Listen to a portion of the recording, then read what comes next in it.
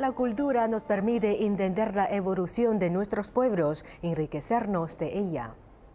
En esta edición de Prisma, una coproducción entre CGTN en español y Telesur, se encuentran de nuevo la cultura de China y de América Latina.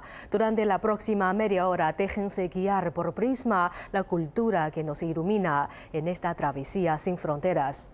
Soy Xixing, transmitiendo desde los estudios de CGTN en español de la capital china, Beijing. Junto con todo el equipo de producción, saludo a nuestra compañera de Telesur, María Antonieta Peña, quien se encuentra en Venezuela. Hola María Antonieta, ¿cómo estás? Hola Xu, ¿cómo estás? Es un inmenso placer saludarte el día de hoy desde el Guaraíra Repano, a 2.100 metros de altura, uno de los destinos turísticos más importantes de Venezuela. Estamos en el sistema teleférico Guaraíra Repano, inaugurado en el año 1955 y reinaugurado en el año 2001. El pulmón vegetal, el oasis y respiro para caraqueños y visitantes, la cadena montañosa que divide el Mar Caribe de la ciudad de Caracas. Muchas gracias, María Antonieta, por mostrarnos esta hermosa localidad turística de la ciudad de Caracas. Ahora les traemos las noticias culturales. Hoy les llevaremos al Museo Nacional de China, que ofrece una exposición de sueños en el Pabellón Rojo, una de las más grandes obras literarias de China. María Antonieta, por favor, cuéntanos sobre las noticias culturales de América Latina. Sí, Xu, hoy iremos a Perú para conocer la danza de las tijeras, una manifestación cultural que consiste en complejas acrobacias portando tijeras de metal, declarada por la UNESCO Patrimonio de la Humanidad en el año 2010. También iremos a México para conocer una de las manifestaciones artísticas y religiosas más antiguas del continente. Se trata de los voladores, 4 bailarines suspendidos a más de 25 metros de altura, quienes piden a las deidades lluvia, fortuna y, por supuesto, buena suerte para todos. Ahora pasamos a las noticias culturales. La novela del siglo XVIII, Sueño en el Pabellón Rojo, del célebre escritor Zhao Xueqin, es mucho más que una de las grandes obras de la literatura china. Es una obra de arte. Por ese motivo, el Museo Nacional de China ha organizado una muestra donde se exhiben cerca de 600 objetos, documentos históricos y obras de arte relacionadas con la novela. Se trata de la mayor exhibición organizada de este tipo. El libro se ha convertido en uno de los principales objetos de estudio para muchos académicos chinos y extranjeros, quienes han dedicado su vida profesional a investigar la obra, incluyendo los antecedentes históricos, las costumbres, los atuendos y la gastronomía que se narra en la novela. Sueño en el Pabellón Rojo es uno de los libros favoritos para adaptaciones teatrales, cinematográficas y series televisivas. Bajo el título Belleza Celestial, Rayos Emergentes, la exposición organizada por el Museo Nacional de China exhibe reliquias de cerámica provenientes de la provincia de Gansu, todas ellas con cerca de 5.000 años de antigüedad.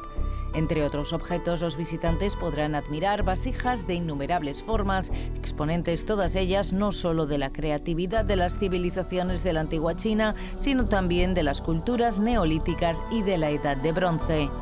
Los pueblos que vivieron hace cerca de 8.000 años en las regiones situadas a lo largo del río Weije, en el noroeste de China, fueron los responsables de los primeros trabajos de alfarería pintada del norte del país. La mayoría de los objetos creativos fue elaborada durante las culturas prehistóricas que se desarrollaron en la provincia de Gansu.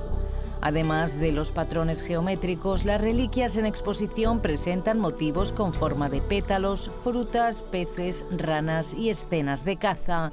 Estos objetos muestran la vida de los antiguos habitantes de estas regiones. Con un área de 560 metros cuadrados, Sinan Book Club tiene una oferta de más de 1.800 libros. El 20% de los ejemplares son en lenguas extranjeras y se pueden encontrar libros de poesía, ensayo, opinión y pictóricos. El edificio en el que se ubica fue originalmente una iglesia ortodoxa construida en la década de los años 30. Un grupo de arquitectos ha rediseñado el edificio para convertirlo en esta tienda, al mismo tiempo que protege la edificación. Durante el periodo de apertura de la librería se celebran hasta 11 eventos. Hace unos 5 o 6 años las librerías volvieron a ponerse de moda y, según un estudio anual sobre lectura, son cada vez más los jóvenes que dedican su tiempo libre a leer. Según dicha encuesta, los residentes de Shanghái leen una media de 7 libros al año. La industria del cine y del teatro de China está organizando eventos especiales dedicados a las nuevas generaciones. Beijing, por ejemplo, ha llevado al escenario una nueva adaptación del drama de 1992, Leyendas de la Gran Muralla China. La producción cuenta la famosa leyenda de la dama Meng Jiang, cuyo marido falleció construyendo la Gran Muralla. La muerte de su amado le causó gran pena y sus infinitas lágrimas revelaron un día los huesos de su marido. Hace más de 600 años, los sonidos ancestrales del baile de las tijeras retumban en los Andes de Perú. Esta representación artística consiste en un baile presentado por un grupo de bailarines en vestimentas con complejos bordados y excéntricos colores acompañados por violín, arpa y el sonido de las tijeras que los bailarines llevan en las manos, las cuales están hechas de metal y piedra, que siguen a su vez la melodía. Esta representación artística andina fue reconocida en el 2010 por la UNESCO como un patrimonio cultural inmaterial por su herencia cultural, antigüedad y valor simbólico. Aunque sus orígenes se trazan hasta la región de Chanca, su práctica se vuelve más relevante en variadas regiones del país cuando se acerca la época de la cosecha, ya que representa una forma de ritual para celebrar a las deidades andinas, relacionadas con la naturaleza y la buena fortuna, como la luna y el sol. El rito de los voladores, o el rito de los voladores de Pampantla, es una de las demostraciones artísticas y religiosas más antiguas de todo el continente latinoamericano, remontándose al periodo mesoamericano. Esta danza consiste en los 4 bailarines, comúnmente conocidos como hombres pájaro. Suben a un tronco de pino generalmente de 25 metros, con el propósito de estar más cerca de los dioses, cada uno apuntando a un punto cardinal. Luego, ellos se suspenden hacia abajo y giran 13 vueltas cada uno, de esta manera sumando 52 vueltas, que representan los años del ciclo solar. Este baile ha evolucionado para convertirse en una demostración icónica de cultura e historia mexicana de renombre mundial y se realiza en diversas zonas del país como el Centro Histórico de Pampantla, en la zona arqueológica de Tajín, el Centro Histórico de Cuetzalán, en Puebla e incluso en Ciudad de México, frente al Museo Nacional de Antropología e Historia.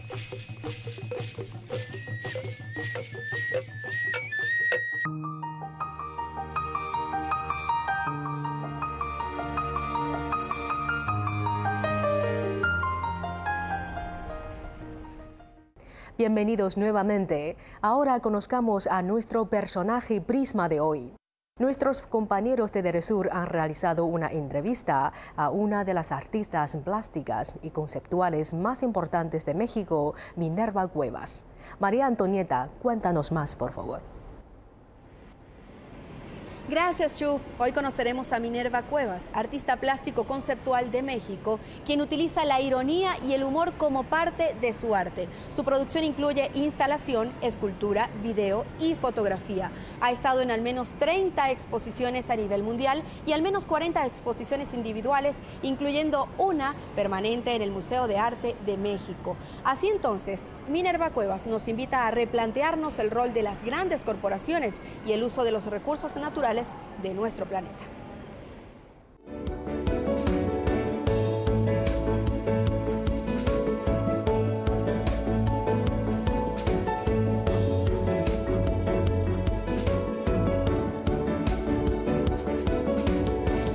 Soy artista contemporánea, vivo en la Ciudad de México.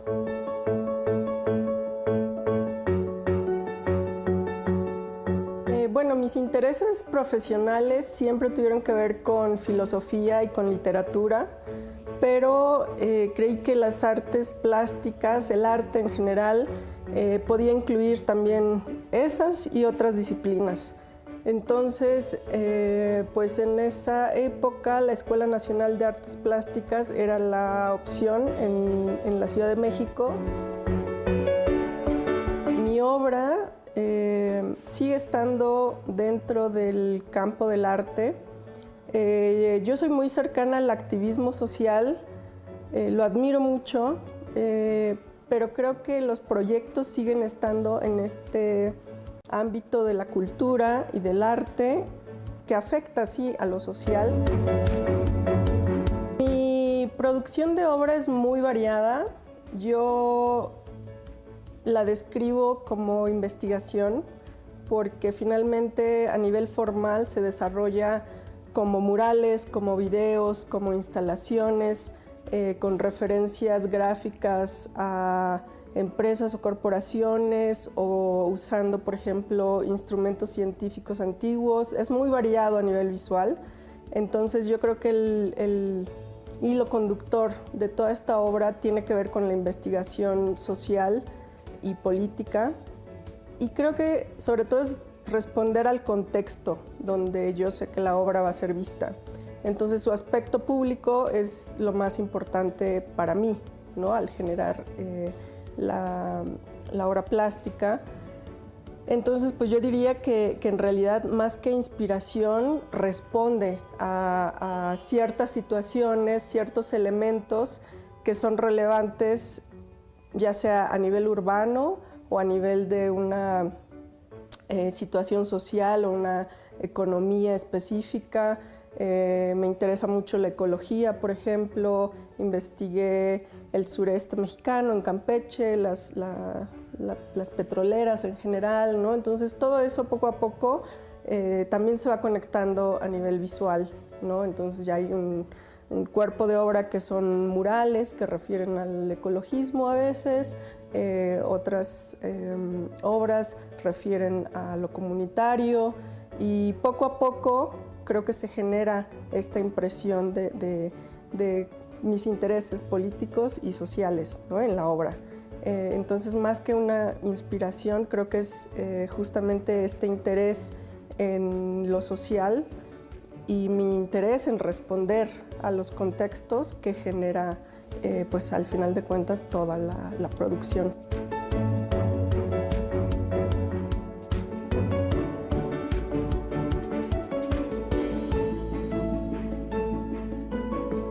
Simplemente usar esta conexión visual para generar este enlace entre referencias e ideas, ¿no? Que puede ser un país, nacionalismos, flora y fauna específicas, ¿no? Como ese es creo que la estrategia a nivel visual y por eso en mi obra aparecen muchas veces personajes de cómics o la reutilización de logotipos y también la estrategia, ¿no? de cómo se realizan campañas públicas es otro factor importante.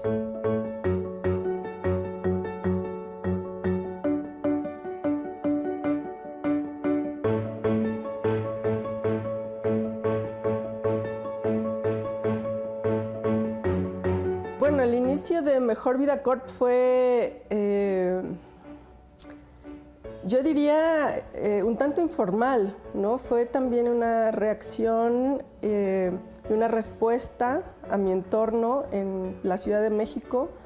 Yo entendía el entorno también como un conjunto de elementos burocráticos, elementos económicos, y por eso empecé a hacer intervenciones en lugares públicos como el metro, en supermercados. Y bueno, esta respuesta al entorno tenía que ver también con sus actores políticos, ¿no? Entonces se desarrollaron campañas, productos y servicios, pero eso ya fue un desarrollo más avanzado del proyecto. En realidad fue esta reacción. Una de las primeras acciones, por ejemplo, fue regalar boletos de metro cuando la gente se formaba para comprar el abono y repartía yo el boleto y de algún modo se deshacía la fila, ¿no? Para mí eso era una experiencia estética y un intercambio. O sea, a pesar de que yo estaba regalando este boleto de metro que tenía un sellito de una bicicleta atrás,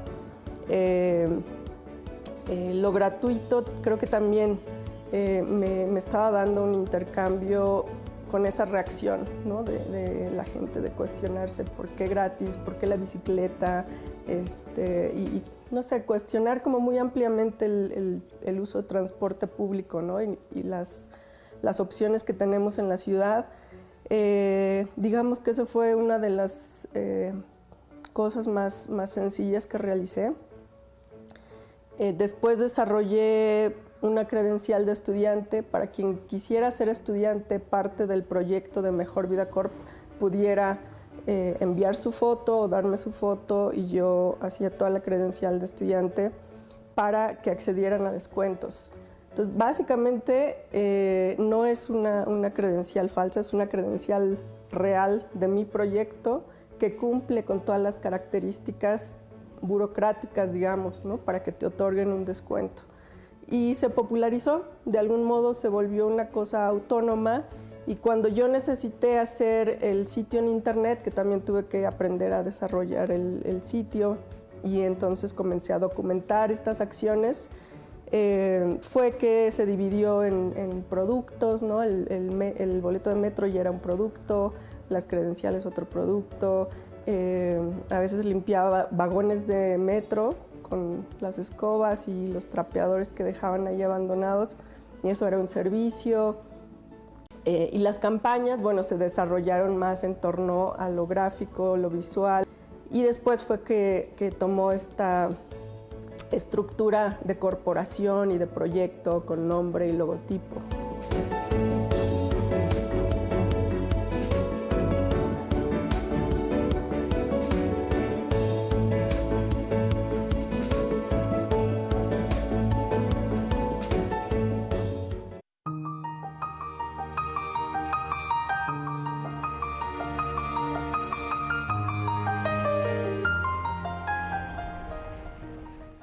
La artista plástica Minerva Cuevas honra el principio de que el arte es la memoria viva de nuestros pueblos y nuestra historia. Gracias a Telesur por mostrarnos la trayectoria de esta mujer, quien además es una gran luchadora social. Durante nuestra vida ignoramos muchos sonidos de nuestro alrededor. Sin embargo, Niu Yuliang, uno de los transmisores del arte de imitar sonidos, dedicó más de 60 años a aprender esta técnica y la trasladó al escenario de la forma más artística. El octogenario señor Niu logró conquistar al mundo con sus imitaciones, viajando más allá del continente asiático hasta África, Europa y América, y actuó ante los jefes de Estado de muchos países. En cada una de sus representaciones consiguió superar con creces las expectativas de la audiencia. Conozcamos ahora su historia.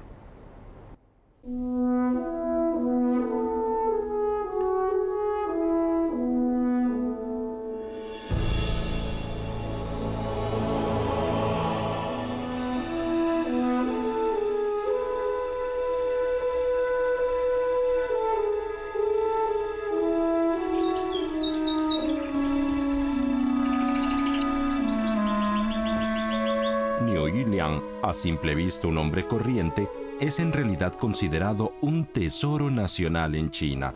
El trinar que oímos no procede de un ave, sino de los mismos pulmones de Niu Yuliang.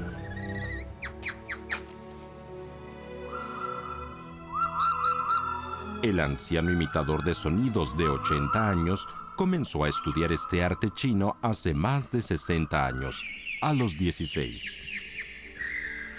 Cada mañana, Niu Yuliang se levanta temprano para hacer ejercicio. Sin embargo, a diferencia de la mayoría de gente de su edad, el anciano también practica sus ejercicios de imitación de voces. De su boca fluyen cientos de sonidos procedentes de la naturaleza. ¿Cómo puede imitar tantos sonidos? Escuchen. Cuando solo del trinar de pájaros se trata, es capaz de imitar una variedad infinita.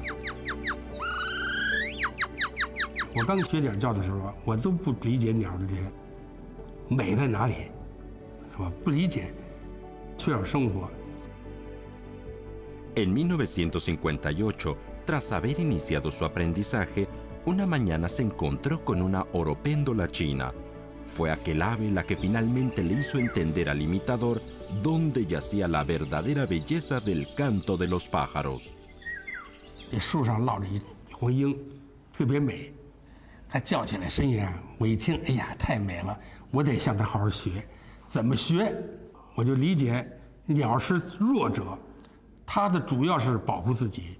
我也要做一个弱者，跟鸟来互相沟通，它叫一声我叫一声，最后我们从声音上呢，心灵上沟通了。哎，它很耐心地教我，我哪不对了，叫的不对了，它也重新叫，我要跟它叫。Aquella fue la primera ave maestra de Niu Yuliang. Más adelante, el anciano se inspiró en su compañera para crear el canto del ave en el Valle Profundo y se convirtió en un elemento muy representativo de su vida artística.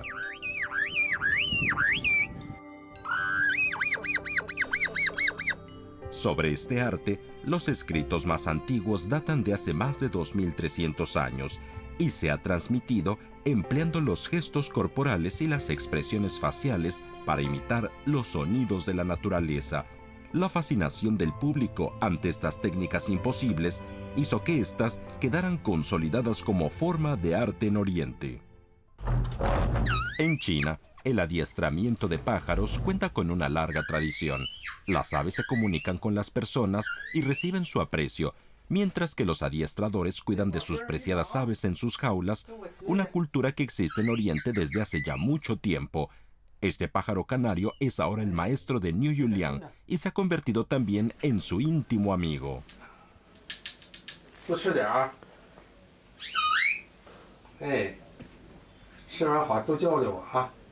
优美动听，高低有错，太美了。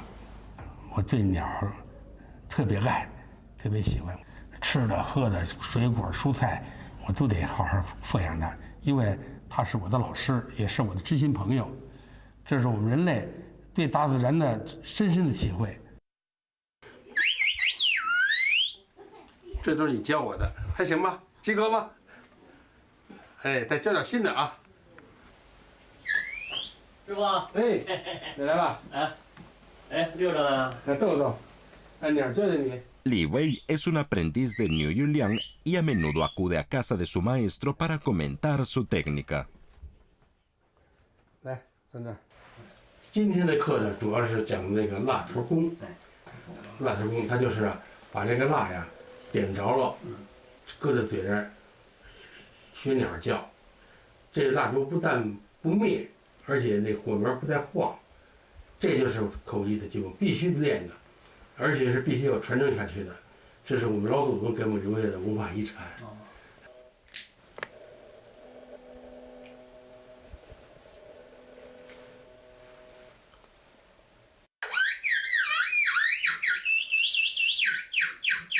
我今天80了，你看我的牙齿是整个都是真的，因为口技表演必须有健全的牙齿，牙齿是党风的墙。一切发音都是从牙缝里发出音。蜡头不但不灭，而且它还不晃悠，这就是把那个气净化了，把声音纯音把它放出来，音才能美。这是基本功，你来演。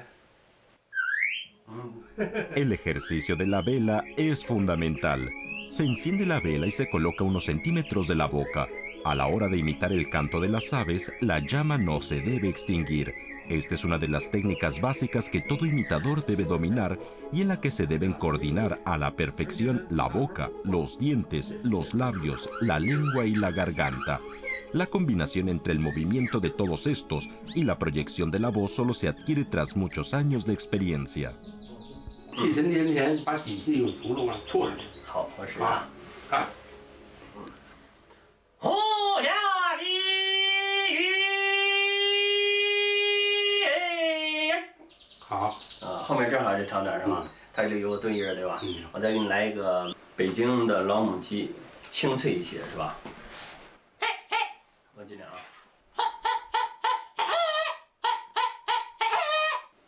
这个呀，这个鸡叫啊，这是咱们这个口技的最基本的。它是用循环发声法的，它是用正的发音、倒着发音的。Mientras estudiaba, Niu Yuliang comprendió que las aves cantaban utilizando la técnica del movimiento circular del aire y la entonación circular.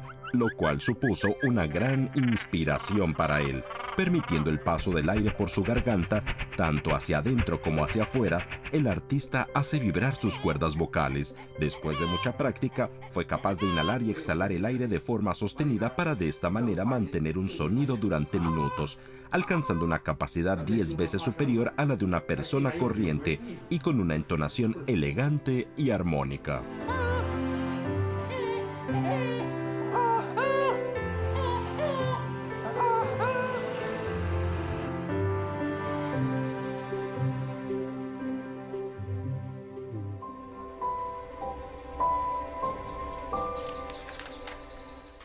Niu Yuliang no ha cesado de incorporar nuevas ideas a los fundamentos que le fueron transmitidos, desarrollando una de las técnicas del movimiento del aire que llevaba repitiéndose del mismo modo desde hacía cientos de años. El anciano imitador también ha incorporado más libertad a sus actuaciones, lo que le ha ayudado a exaltar la belleza de este.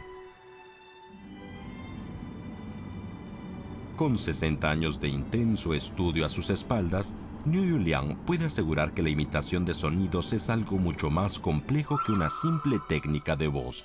Es un arte que infunde un sentimiento de armonía con la naturaleza, a través del cual podemos entenderla, cuidar de los seres vivos y encontrar la paz. Gracias a este profundo conocimiento, el imitador puede colmar sus actuaciones de humanidad y emoción.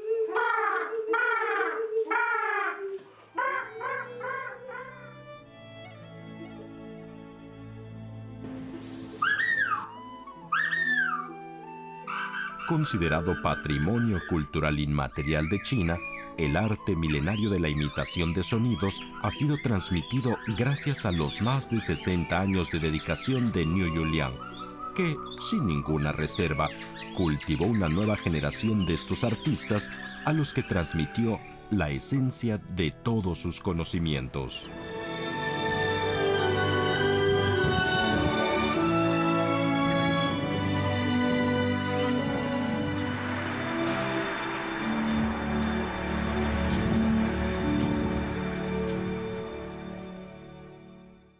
Niu Yuliang, uno de los transmisores de la imitación de sonidos, es considerado un tesoro nacional en China, un arte que forma parte de nuestro patrimonio cultural inmaterial. Para dedicarse a esta disciplina hay que tener tanto la virtud como la persistencia para practicarla. El señor Niu no solo presenta su técnica de hacer voces, sino que también transmite la armonía entre la naturaleza y la humanidad. María Antonieta, ¿cuál es tu impresión sobre este documental? Xu, es interesante cómo en este arte popular chino los artistas logran reproducir distintos sonidos a través de los órganos de la fonación y también cómo logran incluir a los espectadores en sus actuaciones. Me impresiona la magia de este arte popular chino y también admiro mucho la disposición del protagonista del documental de transmitirla a nuevas generaciones. Gracias por tus comentarios, María Antonieta. Y de esta manera finalizamos Prisma, la cultura que nos ilumina, el encuentro de dos continentes y sus conocimientos. María Antonieta. La cultura relata la historia de nuestros pueblos. Agradecemos a ti, Xu, y a todo tu equipo en Beijing por estar con nosotros en una nueva edición de Prisma, la cultura que nos ilumina. Hasta la próxima. Se despide de ustedes Xu desde Beijing. Síganos en nuestras cuentas oficiales de CGTN en español y de Telesur en las redes sociales. Hasta la próxima edición.